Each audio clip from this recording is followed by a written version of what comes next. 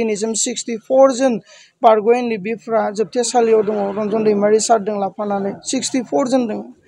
बेराफारसेथिं गोबां सेंग्राफ्रा दिनै न'आव दङब्लाबो गोबाङानो केस दङ। जि समायाव मोजां सोलोंथाइ लानानै साख्रि बाख्रि लानांगौमोन, जि समायाव थाखा फैसा खामायनांगौमोन, बे बैसो आधा बैसो ससेखौ हारिनि थाखाय बावसोमबोबाय। थांनाय 3 बोसोर 4 बोसोरखौ जोङो नेबाय। जायफोरा खुंथायाव दङमोन, जायफोरा सरकाराव दङमोन, बिथांमोनखौ जोङो नेबोबाय। बयबो बुंलायसोगारदों गोजोन फैबाय गोजोन फैनायनि गेजेरावबो माथो दिनैनि दिनाव बिनि सायाव गोजोननि सायावनो बयबो स्टेटमेन्टखौ होलायबाय थानायखौ नुनो मोनदों। मैयाबो दिपेन बर' सारा मोननैसो स्टेटमेन्टआवहाय मोननैसो मिथिङावहाय कयेकटा बाथ्रा बुंदों गोजोननि बाथ्रा। नाथाय गोजोन बेसेबां गोजोन फैदों एसे साननानै नायोब्ला बयबो नुखायो। थ' बिथां हारिमु बिथांनि माखासे बाथ्रा बुंनाय ना बेखौ एसे नायनानै लानि। उदालगुरि जिल्ला बारग' एनडिएफबिआ एक्स एनडिएफबि इउनाइटेड फार्मआ उदालगुरि जिल्लानि सिङाव थानाय जेसेबां बारग' एनडिएफबिफोर दङ बिथांमोनखौ लानानै गोथौयै माखासे खोथा बाथ्राफोरखौ सावरायलायनाय जादों। मानो होनोब्ला जोंहा गोबां समयसाफोर दङ आरो बारग' एनडिएफबिनि जि समयसा, बे समयसाखौ अकल बे समयसाया बारग' एनडिएफबिनि समयसा होननानै जों साना। बे समयसाया गासै बर' रायजोनि एबा बर' हारिनिनो समयसा होननानै जों सानदों। मानो होननानै बुङोबा जोंहा स्टेन्डिं इसुफोर दङ, जेरावनोखि दिनैसिम 64 जन बारग' एनडिएफबिफ्रा जोबथेसालियाव दङ रन्जन दैमारि सारजों लाफानानै 64 जन दङ। बेराफारसेथिं गोबां सेंग्राफ्रा दिनै न'आव दङब्लाबो गोबाङानो केस दङ आरो गोबां जोंनि बारग' एनडिएफबिफ्रा रिहेबिलिटेसन मोनफुंनो हायाखै।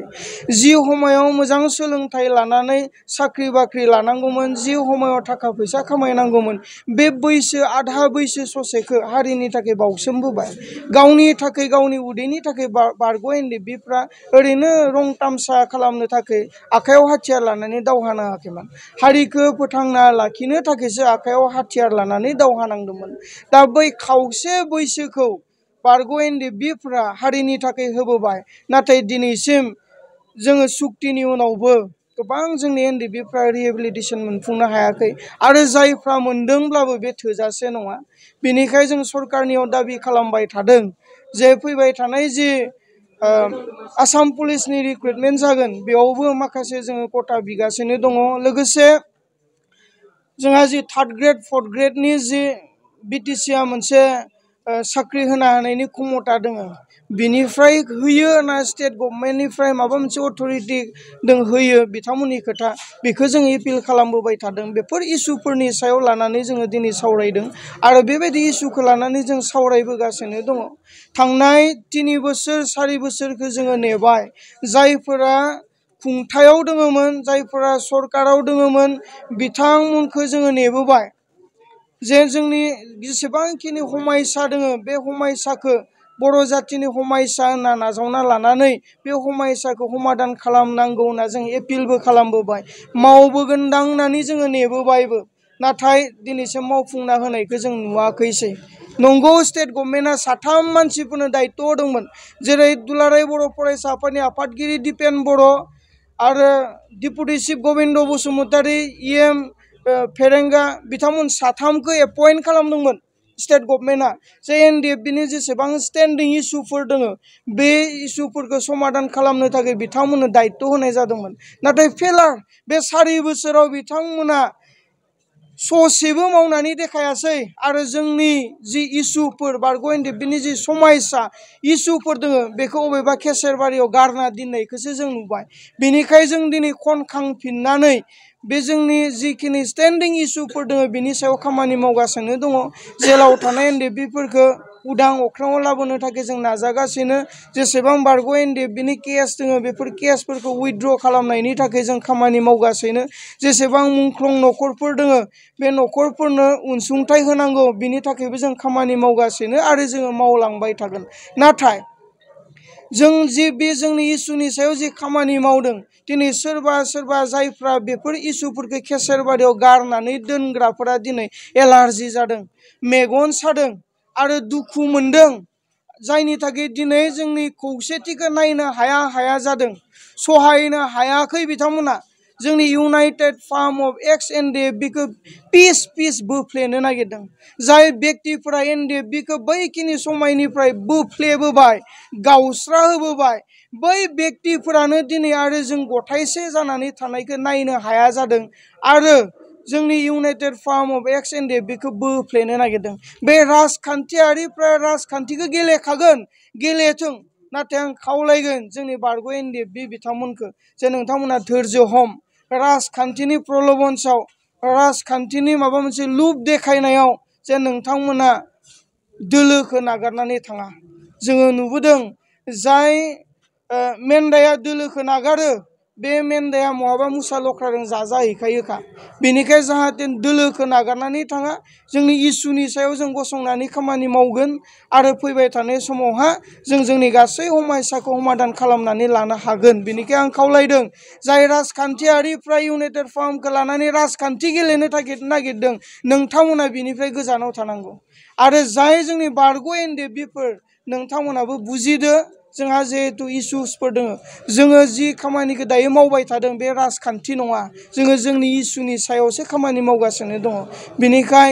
राजखान्थियारिफ्रा राजखान्थिखौ गेलेखागोन बेनिखायनो नोंथांमोना जाहाथे गेलेजाया गोसोखौ हमथानानै जोंनि इसुनि सायाव जाहाथे खामानि मावनो ज' थालायो जोंखौ बोलो होयो आरो जोंखौ सहाय होयो बेखौसो आं अनुरद खालामहरगोन एकर्डनि सायाव मा बुंनांगौ बेखौ जथेस्थ' सम बारलांबाय आरो गोबां सान्थौगिरिफ्रा गोबां खेंफोरथि होलांबाय सोरबा डक्टरेट खालामनाय सोरबा सान्थौगिरि सोरबा थुनलाइगिरि सोरबा हारि सिबियारि आलादायै बिटिआर गोरोबथानि सोमोन्दै गोबां बिबुंथिफोरखौ होलांबाय आरो आं बारग' एनडिएफबि हिसाबै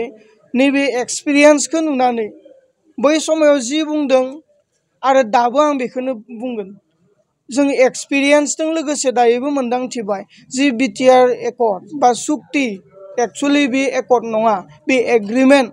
पिस एग्रिमेन्ट होनना बुंदों जेराव आरो बे पिस एग्रिमेन्ट होनना बुंनाय लोगो लोगोनो बे एग्रिमेन्टआ जायफोरा असान्ति एबा हाथियार लानानै संग्राम खालामो बेजों बे पिस एग्रिमेन्टखौ खालामनाय जायो लामायाव जथेनानै जोंनो आलादा बर'लेण्ड नांगौ होनग्राफोरदों बेखौ पिस एग्रिमेन्ट जाया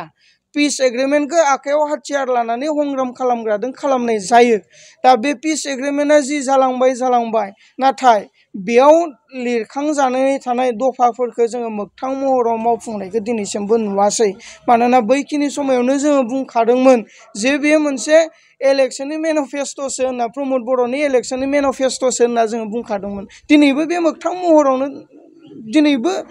दिनै बेनो नुजाबाय जे सुक्तियाव लिरना थानाय मोनसेबो दफाफ्रा दिनै मावफुंजायाखिसै सेन्ट्रेल इउनिभारसिटि होन रेलवे पस्ट फेक्टरि होन अनेक लिरनाय दंमोन बेयाव दिनैसिमथ' जों मावफुंनायखौ नुवाखै बेयाव मावफुंदों होनना बुङोबा एनडिएफबिनि केम्पखौ डिसबेन्ड खालामदों बिनि अनगायैथ' जेबो गैया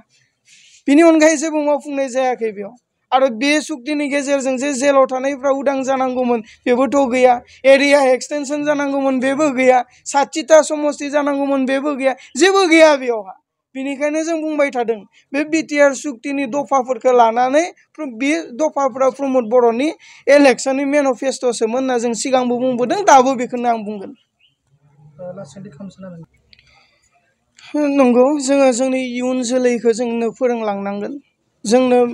गोग्गो जोंनि उन जोलैखौ जेनेरेसनखौ दानानै होलांनांगोन नाथाय जोङो खोनायो मबेबा समाव जायफोरखौ मानसिफ्रा अनार होयो सनमान खालामनानै मोनसे पजिशनाव दोनदों सोरखौबा इएम बानायना दोनदों सोरखौबा चिफ डिपुटि चिफ बानायदों सोरखौबा मन्त्रि बानायदों एमएलए बानायदों एमसिएलए बानायदों लिडार होननानै रायजोआनो बानायदों नाथाय रायजोआ लिडार बानायदों बिथांमोना गावनि खुगाखौनो हमथानो हायैफोरखौ जों नुदों जोंनि जेनेरेसनखौ जिबायदि जोङो फोरोंलांनांगौ